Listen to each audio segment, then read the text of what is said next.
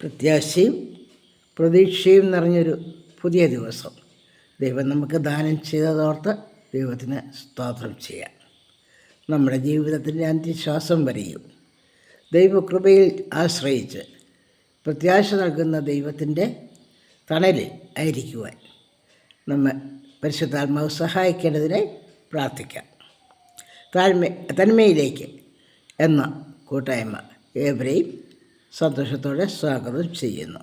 സദൃശവാക്യം 28 അധ്യായം 5 വാക്യം. ദുഷ്ടന്മാർ ന്യായം തിരിച്ചറിയുന്നില്ല, യഹോവയെ അന്വേഷിക്കുന്നവർ സകലതും തിരിച്ചറിയുന്നു.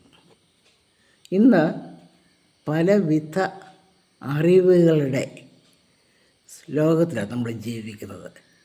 ശാസ്ത്രം ഏതെല്ലാം രീതിയിലാണ് ഈ പ്രപഞ്ചത്തെയും പ്രപഞ്ചത്തിലുള്ള കാര്യങ്ങളെയും വ്യാഖ്യാനിക്കുന്നതും മനുഷ്യരെ ബോധവൽക്കരിക്കുവാൻ ശ്രമിക്കുന്നതും.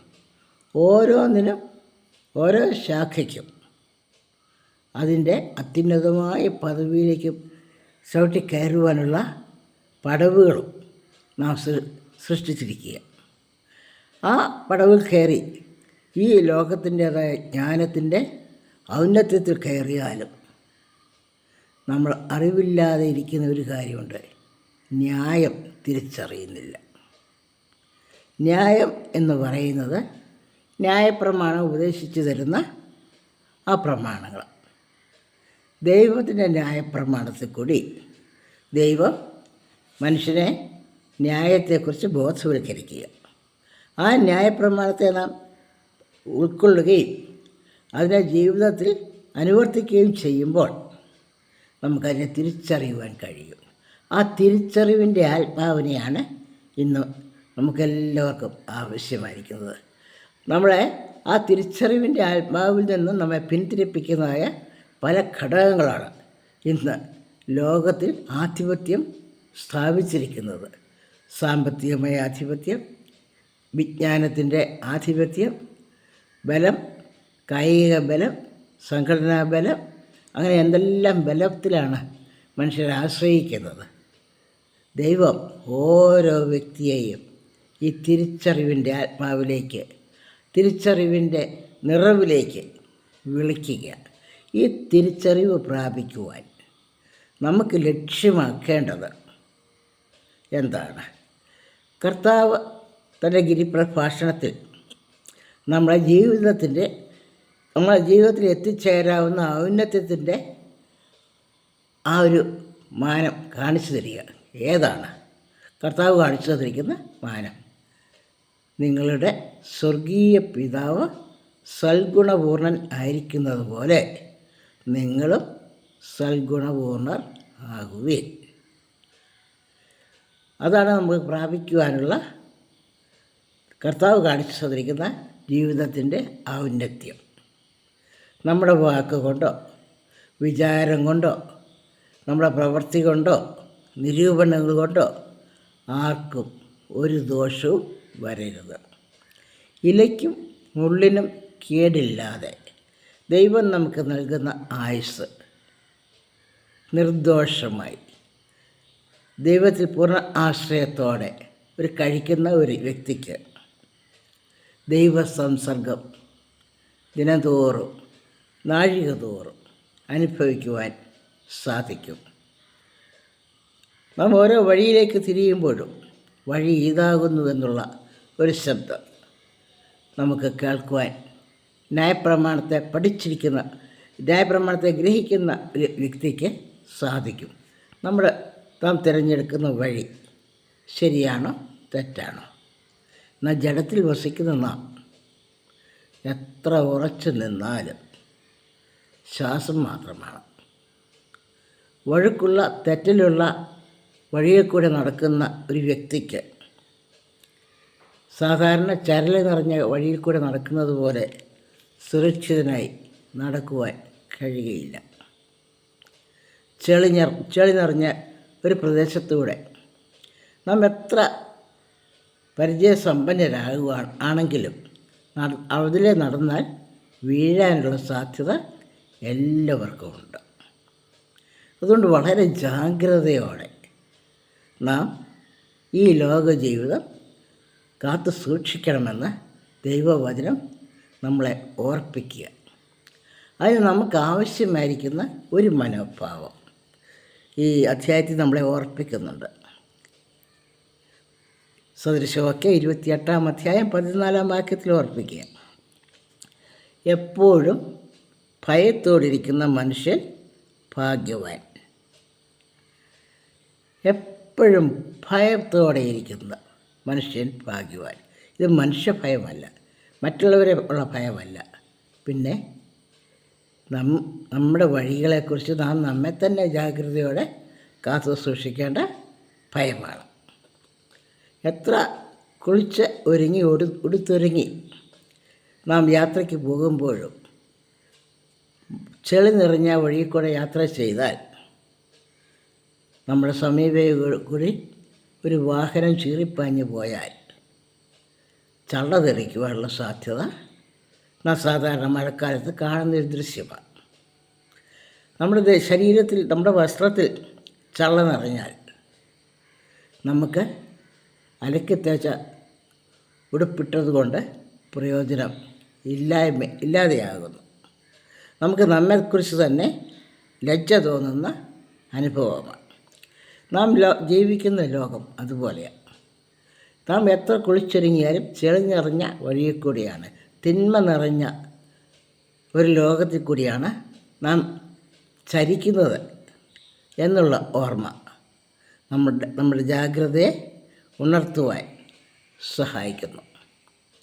ജാഗ്രത ജീവിതത്തിൽ എപ്പോഴും ആവശ്യമാണ്.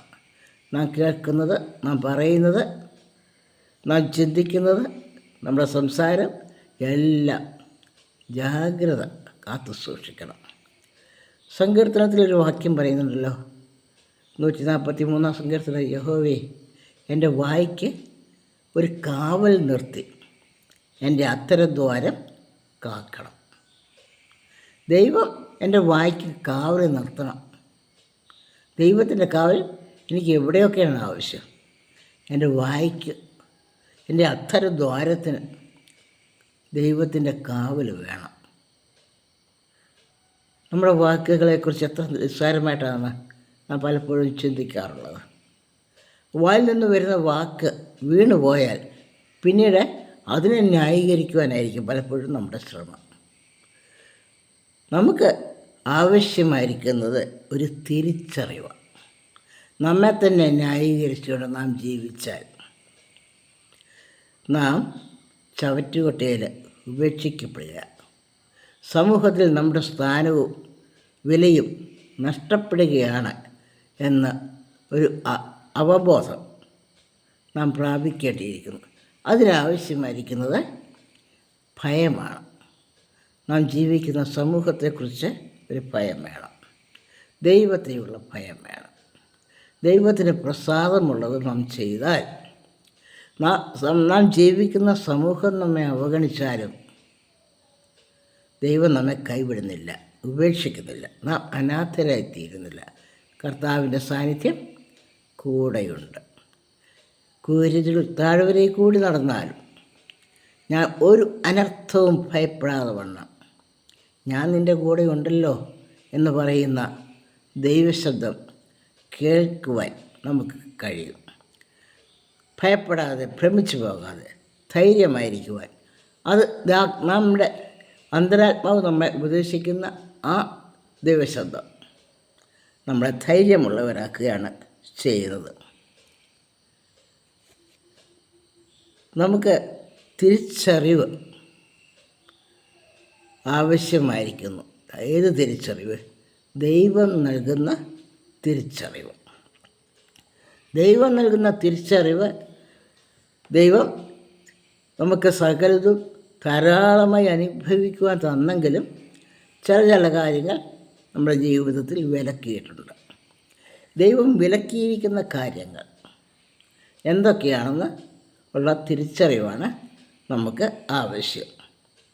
എന്നാൽ സാത്താൻ നമ്മുടെ ജീവിതത്തിൽ പ്രലോഭനങ്ങൾ കൊണ്ടുവരുമ്പോൾ ദൈവം നമുക്ക് വിലക്കിയിരിക്കുന്ന കാര്യങ്ങളെ നമ്മുടെ ഉയർച്ചയ്ക്ക് സഹായമാകുമെന്ന രീതിയിൽ നമ്മളെ ബോധ്യപ്പെടുത്തുവാനാണ് ശ്രമിക്കുന്നത്. അത് ആദ്യം മുതൽ സാത്താൻ്റെ പണി അതുതന്നെയാണ്. ഏദൻ തോട്ടത്തിൻ്റെ നടുവിൽ നിൽക്കുന്ന വൃക്ഷത്തിൻ്റെ ഫലം തിന്നരുത്, ഇത് തിന്നുന്ന നാളിൽ നീ മരിക്കും എന്ന് കൽപ്പിച്ച ദൈവത്തിൻ്റെ ഉപദേശത്തെ സാത്താൻ വേറൊരു രീതിയിലാണ് വ്യാഖ്യാനിച്ച് മനുഷ്യൻ്റെ ഹൃദയത്തെ അവനിലേക്ക് ചായ്ക്കുന്നത്. ഇത് തിന്നാൽ നീ ദൈവത്തെ പോലെയാവും. ആ പഴം ജ്ഞാനം പ്രാപിക്കാൻ നല്ലതാണെന്നും കാണുവാൻ നല്ലതാണെന്നും തിന്നാൻ അത്യന്തം രുചിയുള്ളതാണെന്നും സ്ത്രീ കണ്ടു. അവളത് പറിച്ചു തിന്നു. അവളുടെ ഭർത്താവിനും കൊടുത്തു. ഫലമോ? ഏദൻ തോട്ടത്തിലെ എല്ലാ സൗഭാഗ്യങ്ങളിൽ നിന്നും അവർ വലിച്ചു മാറ്റപ്പെട്ടു, ദൂരെ എറിയപ്പെട്ടു. മാത്രമോ, ആ തോട്ടത്തിന് ചുറ്റും ദൈവം വേലി കെട്ടി. തിരിയുന്ന വാളുമായി ദൂതന്മാരെ അവിടെ കാവല് നിർത്തിയിരിക്കുക. ആ ഒരു ദൃശ്യം നമ്മുടെ ഭാവനയിലേക്ക് നമുക്ക് കൊണ്ടുവന്നാൽ നാം ദൈവത്തെ ഭയപ്പെടുവാൻ ആ ഒരു ദൃശ്യത്തിൻ്റെ കാഴ്ച മാത്രം മതി. ജീവിത സൗഭാഗ്യങ്ങൾ മുഴുവൻ ദൈവം ഈ ലോകത്ത് സൃഷ്ടിച്ച് തന്നിരിക്കുന്നു. സാത്താൻ്റെ തന്ത്രങ്ങളിൽ കുടുങ്ങിപ്പോകാതെ വണ്ണം നമുക്ക് ഉപദേശം ലഭിക്കേണ്ടതിനായി ന്യായപ്രമാണത്തെ ദൈവം എഴുതിച്ചു തന്നിട്ടുണ്ട്. അത് ഹൃദയങ്ങളിലാക്കി അവയെ പ്രമാണിക്കുമ്പോൾ മാത്രമേ നമുക്ക് വേണ്ടി സൃഷ്ടിക്കപ്പെട്ട ഏദൻ തോട്ടത്തിൻ്റെ അല്ലെ പറുദീസായുടെ അനുഭവം, സ്വർഗ സൗഭാഗ്യങ്ങൾ നമുക്ക് അനുഭവിക്കുവാൻ കഴിയുള്ളൂ. അല്ല എങ്കിൽ വേലിക്ക് പുറത്ത് നിന്ന് വേലിക്കകത്തെ ഈ കാഴ്ചകൾ കാണുക മാത്രമേ നമുക്ക് സാധിക്കുകയുള്ളൂ. ഇത് എങ്ങനെ പ്രാപിക്കുവാൻ കഴിയും? ഇങ്ങനെയൊരു കഥ കേട്ടിട്ടുണ്ട്. ജംഗിൾ ഡോക്ടേഴ്സ് ഫേബിൾസ് എന്ന് പറയുന്ന ആ കഥയിൽ അതിനകത്തുള്ള ഒരു കഥയാണിങ്ങനെ. വനത്തിലെ മൃഗങ്ങൾ വലിയ കൊടും വരൾച്ചയുടെ സമയത്ത് ഭക്ഷണത്തിനും വെള്ളത്തിനുമായി ദാഹിക്കുകയും വിശന്ന് വലയുകയും ചെയ്യുക. ആ പ്രദേശം മുഴുവൻ വരൾച്ചയാണ്. പുല്ലൊന്നും കിട്ടാനില്ല, കുടിക്കാൻ വെള്ളമില്ല, ക്ഷാമവും വരൾച്ചയും മാത്രം. അങ്ങനെ ഈ വരൾച്ചയുടെ മധ്യത്തിൽ കൂടി പോകുമ്പോൾ അതിലെ ഉയരം കൂടിയ ജിറാഫ്, ആ പ്രദേശത്തിന് ചുറ്റും ഒരു വേലിയുണ്ടായിരുന്നു, മതിലുണ്ടായിരുന്നു. ആ മതിലിൻ്റെ മുകളിൽ കൂടി തല ഉയർത്തി നോക്കിയിട്ട് മറ്റു മൃഗങ്ങളോട് പറഞ്ഞു, കൂട്ടുകാരെ, ഞാൻ പുതിയൊരു കാഴ്ച കാണുന്നുണ്ട്. നമ്മളിവിടെ ക്ഷാമത്തിൽ വലഞ്ഞ് ഞെരുങ്ങുകയാണ്. ഈ മതിലിൻ്റെ അപ്പുറത്തോട്ട് നിങ്ങൾക്ക് നോക്കാൻ കഴിയത്തില്ലല്ലോ. ഞാൻ നോക്കിയപ്പോൾ കാണുന്ന കാഴ്ച, ഈ മതിലിൻ്റെ അപ്പുറത്ത് നല്ല ഒഴുകുന്ന തോടുകളും അരുവികളും പച്ചയായ പുൽപ്പുറങ്ങളും ഫലസമൃദ്ധമായ വൃക്ഷങ്ങളും എല്ലാം കാണുന്നു. അവിടെ ജീവിക്കുന്ന ജീവികളൊക്കെയും സന്തോഷത്തോടെ സമാധാനത്തോടെ കഴിയുന്നു. നാം ഇവിടെ കൊടും വരൾച്ചയിൽ, ദാരിദ്ര്യത്തിൽ, സമാധാനമില്ലാതെ അടുത്ത നിമിഷം എങ്ങനെയാകുമെന്ന് കരുതി ഭാരപ്പെട്ട് ജീവിക്കുക. നമുക്ക് എങ്ങനെയെങ്കിലും ഈ മതിലിൻ്റെ അപ്പുറത്ത് കടക്കുവാൻ കഴിയുമോ എന്നൊന്ന് ശ്രമിക്കാം. നമ്മിൽ പലരും പല കഴിവുകളുള്ളവർ. നമ്മുടെയൊക്കെയും കഴിവുകൾ ഉപയോഗിച്ച് നമുക്ക് ഈ മതിലിനപ്പുറത്തേക്ക് പ്രവേശിക്കാമോ എന്ന് എല്ലാവരും ശ്രമിക്കുക. ആ പ്രബോധനം കേട്ട് ഓരോ മൃഗങ്ങളും മുൻപോട്ട് വന്നു. ആദ്യം വന്നത് കുരങ്ങാണ് വന്നത്. കുരങ്ങ് ഏത് മതിലും ഏത് മരത്തേലും അള്ളിപ്പിടിച്ച് കയറുവാനുള്ള കഴിവുണ്ടല്ലോ. അങ്ങനെ ആ മതിലിൽ അള്ളിപ്പിടിച്ച് കയറുവാനായിട്ട് കുരങ്ങ് ശ്രമിച്ചു. പക്ഷേ പകുതി പോലും ചെന്നില്ല. അതിനു മുൻപേ കുരങ്ങ് കുഴഞ്ഞു വീണു. അടുത്ത ഊഴം ഇപ്പം പാമ്പ് സർപ്പം പറഞ്ഞു, എനിക്ക് പുരം നിർമ്മിക്കുവാൻ കഴിയും. കുരങ്ങ് മുകളിലേക്ക് കയറാനല്ലേ ശ്രമിച്ചത്, ഞാൻ താഴെക്കൂടെ നോക്കാം. താഴെക്കൂടെ പുരം നിർമ്മിക്കുവാനായിട്ട് ശ്രമിച്ചു. മണ്ണ് മാന്തി മാന്തി കുറച്ച് കഴിഞ്ഞപ്പോൾ പാമ്പ് മണ്ണിന് വെളിയിലേക്ക് വന്നപ്പോൾ കാണുന്നത് പാമ്പ് കരുതിയത് സമൃദ്ധിയുള്ള മതിലിൻ്റെ അപ്പുറത്തേക്കാണ് താൻ കയറിയതെന്നാണ് പാമ്പ് കരുതിയത്. പക്ഷേ പുറത്ത് വന്ന പാമ്പ് നിരാശനായി. താൻ എവിടെ നിന്നാണോ തുടങ്ങിയത് ആ സ്ഥലത്ത് തന്നെയാണ് താൻ വെളിയിലേക്ക് വന്നത്. മതിലിൻ്റെ അപ്പുറത്തേക്ക്, മതിലിൻ്റെ അടിസ്ഥാനത്തിലേക്ക് ചെല്ലുവാനായിട്ട് പാമ്പിന് കഴിഞ്ഞില്ല. അത്രയ്ക്ക് ബലവത്തും ആഴമുള്ളതുമാണ് ആ അടിസ്ഥാനം. പാമ്പ് പിന്നെയും വന്ന് നിരാശ നിറഞ്ഞ സമൂഹത്തിലേക്ക് വന്നു. അടുത്ത ഊഴം ആനയുടേതാണ്. കരുത്തുള്ള ബലവാനായ ആന പറഞ്ഞു, ആട്ടെ, നിങ്ങൾക്കിത് കഴിഞ്ഞില്ലേ, എനിക്കിതൊക്കെ ഇടിച്ച് വീഴ്ത്താനുള്ള കഴിവുണ്ടല്ലോ. ഞാൻ എൻ്റെയൊക്കെ ശക്തി ഉപയോഗിച്ച് ഈ മതിലിടിക്കാമെന്ന് നോക്കാം.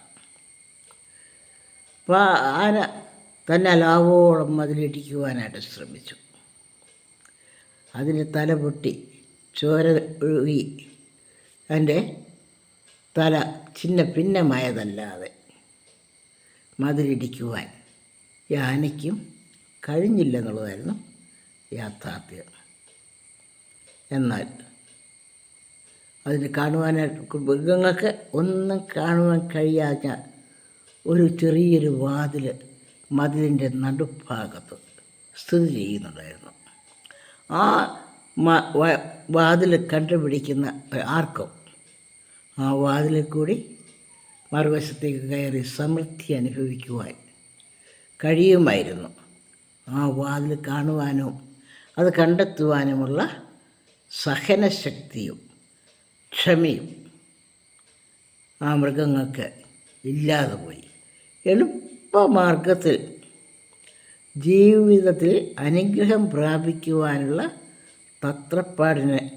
തത്രപ്പാടിൽ ആയിരിക്കുന്ന മനുഷ്യൻ്റെ ഒരു ചിത്രമാണ് ഈ കഥ നമുക്ക് വെളിപ്പെടുത്തി തരുന്നത്. ദൈവിക ആലോചനയിൽ ദൈവം സൃഷ്ടിച്ചു തന്ന അനുഗ്രഹങ്ങൾ, സൃഷ്ടിച്ച് ഈ ഭൂമിയിൽ നമുക്കായി ഒരുക്കിയിരിക്കുന്ന അനുഗ്രഹങ്ങൾ പ്രാപിക്കുവാൻ ഒരൊറ്റ മാർഗമേ ഉള്ളൂ. ഞാൻ തന്നെ വഴിയും സത്യവും ജീവനും ആകുന്നു എന്നുള്ള യേശുക്രിസ്തുവിൻ്റെ ജീവിത മാതൃക. ആ വഴിയിൽ കൂടി മാത്രം നമുക്ക് ഈ സമൃദ്ധിയിലേക്ക് പ്രവേശിക്കുവാൻ കഴിയും. അന്യർക്ക് തുറക്കാത്ത വാതിൽ, രാജ്യത്തിൻ്റെ പുത്രൻ വരുമ്പോൾ വാതിൽ തുറന്നു കൊടുക്കുന്നത് പോലെ നാം ദൈവ മക്കളായി തീരുമ്പോൾ, ദൈവത്തിൻ്റെ മാർഗത്തിൽ നാം ചരിക്കുമ്പോൾ ഈ ജീവിത സൗഭാഗ്യങ്ങളുടെ അനുഭവത്തിലേക്ക് നമുക്കും പ്രവേശിക്കുവാൻ കഴിയും. ഏതാണ് ഈ സൗഭാഗ്യങ്ങളുടെ അനുഭവം എന്നുള്ളതാണ് നമുക്ക് ഓർക്കുവാനുള്ളത്. സ്നേഹവും സന്തോഷവും സമാധാനവും ദീർഘക്ഷമയും ദയയും പരോപകാരവും വിശ്വസ്തതയും ഇന്ദ്രിയജയവും ഇത്യാദി സൗഭാഗ്യങ്ങളാണ്. അതിൽ പ്രവേശിക്കുവാൻ കർത്താവ് മാത്രമാണ് നമുക്ക് വഴി കാണിച്ചു തരുന്നത്. തനിക്ക് തന്നെ ജ്ഞാനി എന്ന് തോന്നുമെന്ന് നമുക്ക് വേദപുസ്തകത്തിൽ കൂടി പഠിക്കാൻ കഴിയും. തന്നെത്താൻ വിചാരിച്ചിരിക്കത്തേ ഉള്ളൂ, ആരും വകവയ്ക്കത്തില്ലെന്നുള്ളതാണ് സത്യം. ധനമുള്ളത് കൊണ്ട് താൻ പറയുന്നതൊക്കെയും മറ്റുള്ളവർ അംഗീകരിക്കണം. തനിക്ക് സ്ഥാനമാനങ്ങളുള്ളത് കൊണ്ട് എല്ലാവരും നമ്മളെ അംഗീകരിക്കണം എന്നൊക്കെയാണ് നമ്മുടെ കണക്ക് കൂട്ടൽ. അല്ലല്ല, ദൈവപുത്രനായി ഇരിക്കുന്നത് ദൈവമക്കളെ തീരുന്നത് വഴി ദൈവരാജ്യത്തിലേക്കുള്ള പ്രവേശനം നമുക്ക് ദൈവം വാഗ്ദത്തം തന്നിരിക്കുന്നു. ദൈവമക്കളായി തീരുവാൻ ഉള്ള വഴി കർത്താവേ, പരിശുദ്ധാത്മാവേ, ഞങ്ങൾക്ക് കാണിച്ചു തരണമേ എന്ന് പ്രാർത്ഥിക്കാം. ന്യായപ്രമാണം ഉപേക്ഷിച്ചുകൊണ്ടല്ല, നമുക്ക് ന്യായപ്രമാണത്തെ അനുസരിച്ചുകൊണ്ട് ന്യായപ്രമാണത്തെ കാത്തുകൊണ്ട് ദൈവ വഴിയെ ഈ ലോകത്തിൽ സന്തോഷവും സമാധാനവും സംതൃപ്തിയും അനുഭവിക്കുവാൻ ദൈവത്തിൻ്റെ പരിശുദ്ധാത്മാവ് നമ്മെ സഹായിക്കണമേ എന്ന് പ്രാർത്ഥിക്കാം.